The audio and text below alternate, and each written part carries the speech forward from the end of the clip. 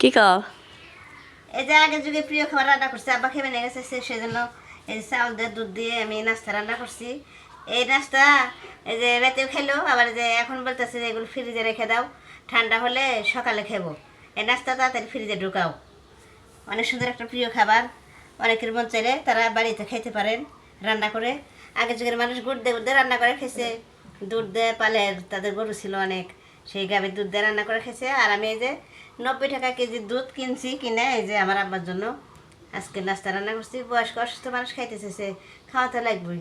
কালকে গেছিল ডাক্তারের কাছে, অনেক টাকার ওষুধ এনে খাইছে, জানি না আল্লাহ কয়দিন তার হায়াত দিছে, কয়দিন বাঁচবে। অনেক অসুস্থ, হাতে টাকা নাই, ইনকাম নাই, এখনও সফল হতে পারতেছি না। সবাই আমার ভিডিওগুলো বেশি বেশি করে দেখবেন, লাইক কমেন্ট শেয়ার করবেন, ফলো দিবেন, দিয়ে আমার পাশে থাকবেন। একটা প্রতিবন্ধী মেয়ে হয়ে আমি যেন সফল হতে পারি, এবং আমার বয়স্ক অসুস্থ আব্বাকে যেন আমি ভালো ভালো কিছু খাওয়াতে পারি। কারণ অনেক অসুস্থ, হায়াত মত কোয়া যায় না, যদি এখন মরে যায় আমি সফল হয়ে আমার সফলের টাকাতে তখন কী করব? আমার তো কষ্টের কোনো সীমা নাই। আমার তুমি নাস্তাটা ফ্রিজে রেখে দাও।